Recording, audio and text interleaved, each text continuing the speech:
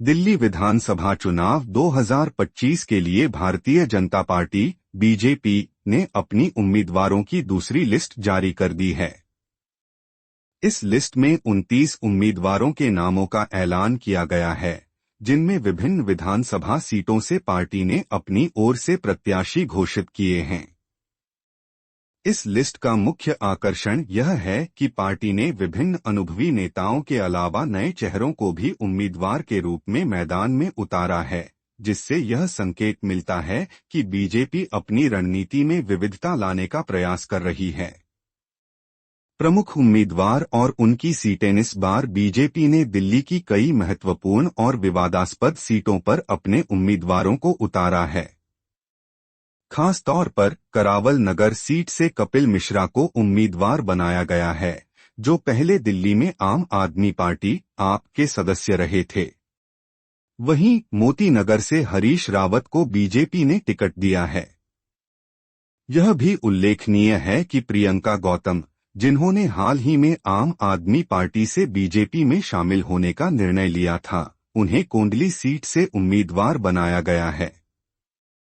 प्रियंका गौतम 25 दिसंबर को ही आम आदमी पार्टी छोड़कर बीजेपी में शामिल हुई थीं और उनकी राजनीति में यह बड़ा कदम था।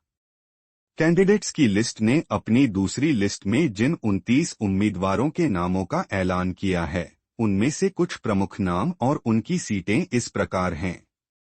राजकरण खत्री नरेला, सूर्य प्रकाश खत्री तिमारपुर, गजेंद्र दराल मुंडका, बजरंग शुक्ला किराड़ी, कर्म सिंह कर्मा सुल्तानपुर माजरा, करनैल सिंह शकूर बस्ती, तिलक राम गुप्ता त्रिनगर, मनोज कुमार जिंदल सदर बाजार, सतीश जैन चांदनी चौक, दीप्ति इंदौरा मटिया महल, कमल बागड़ी बल्ली मारान, हरीश खुराना मोती नगर, उर्मिला कैलाश गंगवाल मादीपुर, श्याम शर्मा हरिनगर, श्वेता सैनी तिलक नगर, पंकज कुमार सिंह विकासपुरी, पवन शर्मा उत्तम नगर, प्रद्युमन राजपूत द्वारका, संदीप सहरावत मटियाला, नीलम पहलवान नजफगढ़, कुलदीप सोलंकी पालम,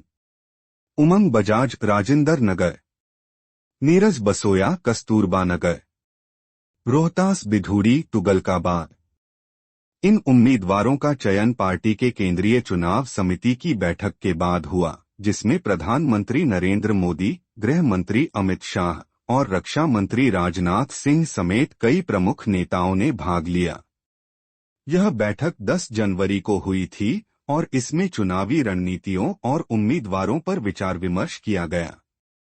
बीजेपी की चुनावी रणनीति को लेकर पार्टी के नेताओं का कहना है कि उन्होंने ऐसे उम्मीदवारों को चुना है जो न सिर्फ पार्टी के विचारधारा के साथ मेल खाते हैं, बल्कि जो स्थानीय मुद्दों से भी जुड़े हुए हैं और जनता के बीच अपनी पहचान बना चुके हैं।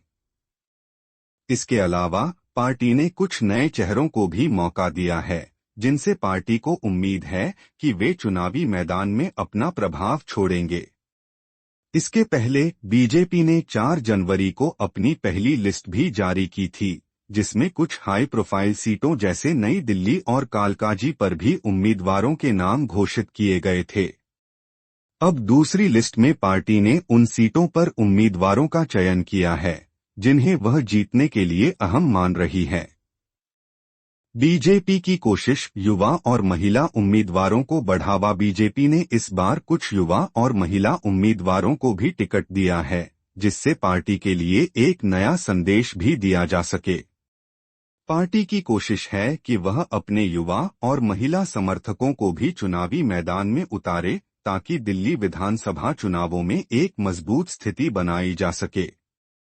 आखिरकार बीजेपी का उद्देश्य इस बार दिल्ली विधानसभा चुनाव में अपनी स्थिति को मजबूत करना है और पार्टी के केंद्रीय नेतृत्व ने पूरी ताकत लगा दी है कि दिल्ली की जनता को उनकी सरकार की योजनाओं और विकास कार्यों के बारे में बताया जा सके।